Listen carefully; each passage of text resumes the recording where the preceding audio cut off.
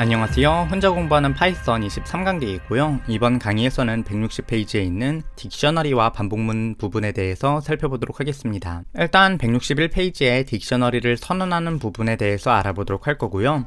이어서 170페이지에 있는 for 반복문과 딕셔너리를 조합해서 사용하는 방법, 그리고 다시 앞쪽으로 돌아와서 딕셔너리의 값을 추가하고 제거하는 방법까지 살펴보도록 하겠습니다. 딕셔너리는 지금까지 강의에서 살펴보았던 리스트와 굉장히 비슷합니다. 그래서 어떠한 것이 비슷한지 실제로 코드를 작성을 하면서 알아보도록 하겠습니다. 일단 리스트는 지금 화면에 보이는 것처럼 대괄호를 사용을 해서 생성을 했습니다. 딕셔너리 같은 경우에는 중괄호를 사용해서 생성을 하게 됩니다. 이어서 리스트 내부에 값을 입력을 해주실 때는 1, 2, 3, 4, 5와 같이 값을 쉼표로 구분을 해서 입력을 해주게 되었습니다. 요거를 이렇게 개행을 해서 입력할 수도 있다는 것도 기억을 지금 해주시면 좋겠고요. 딕셔너리 같은 경우에는 키와 값이라는 것을 입력을 하게 되는데 왼쪽에다가 키를 입력을 하고 오른쪽에다가 값을 입력을 하고 중간에 콜론으로 구분을 한 하나의 블럭을 쉼표를 사용을 해서 여러 개를 지정해 주실 수 있습니다. 그래서 코드를 보시게 되면 위쪽에 있는 것과 큰 차이가 없다는 것을 아실 수 있을 거라고 생각을 합니다.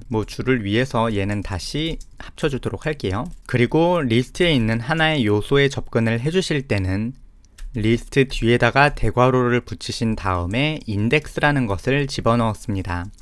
인덱스는 0부터 시작을 해서 0, 1, 2, 3번째로 구분이 되었는데요. 이러한 형태로 내부의 요소에 접근을 했습니다. 딕셔너리도 마찬가지의 방법으로 뒤에다가 대괄호를 입력을 하고 여기에다가 키라는 것을 입력을 해서 내부에 있는 요소에 접근을 하게 됩니다. 키는 요 왼쪽에 있는 값으로 예를 들어서 키 A라고 입력을 하게 되면 값 A라는 것에 접근을 할 수 있게 됩니다. 그래서 리스트와 굉장히 비슷한 형태로 사용할 수 있다라고 기억을 해주시면 좋겠습니다. 다만 처음 보게 되면 입력할 것이 좀 많아서 구문을 기억하기 힘드실 수도 있는데요. 한두 번 코드를 직접 입력을 해보시게 되면 쉽게 입력을 하실 수 있게 될 겁니다. 그래서 키 A, 키 B, 키 C를 출력을 해보도록 하겠고요.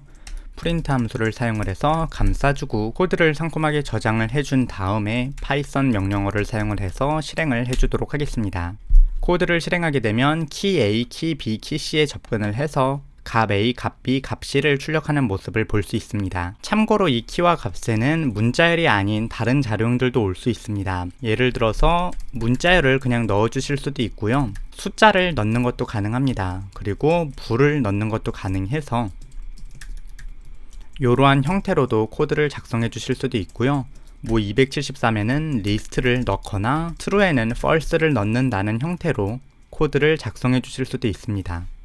참고적으로 파이썬 같은 경우에는 리스트나 딕셔너리 자체를 키로는 사용할 수 없고요. 문자열이나 숫자나 불, 그리고 이후에 살펴보게 되는 튜플이라는 6가지만 요 왼쪽 위치에 올 수 있게 됩니다.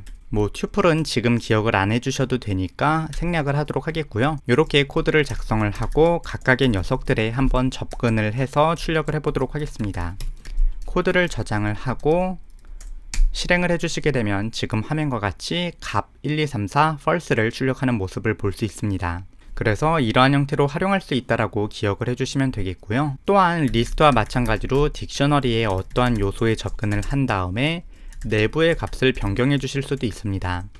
그래서 이런 형태로 변경을 해주신 다음에 다시 한번 딕셔너리의 문자열을 출력을 하게 되면 지금 오른쪽에 보이는 화면처럼 변경된 값을 출력하는 걸 볼 수 있습니다. 이 딕셔너리를 만드는 방법만 기억을 하게 되면 사용 자체는 리스트와 비슷해서 쉽기 때문에 쉽게 활용을 하실 수 있을 거라고 생각을 합니다. 그럼 이어서 반복문과 조합해서 사용하는 방법을 알아보도록 하겠는데요. 반복문 for인 앞쪽에는 키로 사용할 변수 이름을 적게 되고 뒤에는 딕셔너리를 넣게 됩니다. 그러면 키에는 키라는 이름으로 접근을 할 수 있을 것이고 딕셔너리에는 딕셔너리 뒤에다가 대괄호를 입력을 하고 키를 입력을 해서 접근을 할 수 있게 될 겁니다.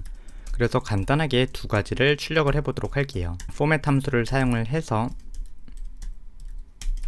첫 번째에는 키를 넣고 두 번째에는 딕셔너리에 키를 넣어서 키와 값을 함께 출력을 해보도록 하겠습니다.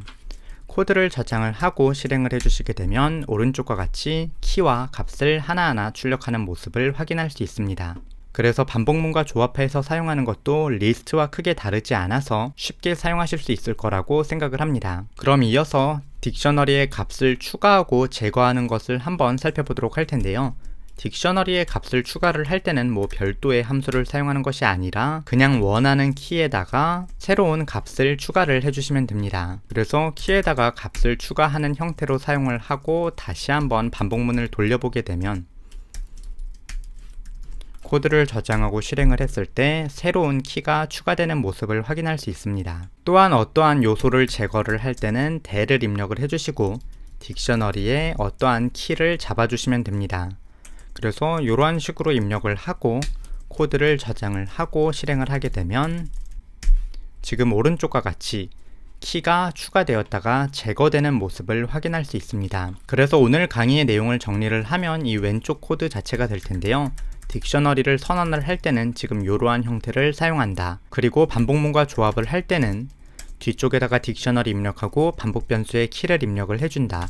그리고 요소를 추가를 할 때는 그냥 맨땅에 추가를 해주면 된다. 요소를 제거할 때는 del 키워드를 사용한다. 이렇게 4가지만 기억을 해주시면 되겠습니다. 강의가 조금 짧지만 새로운 문법을 배우고 다양한 활용 방법을 배웠기 때문에 오늘 강의를 끝내고는 요거를 복습을 해주시면 좋겠고요. 저는 다음 강의에서 뵙도록 하겠습니다. 감사합니다.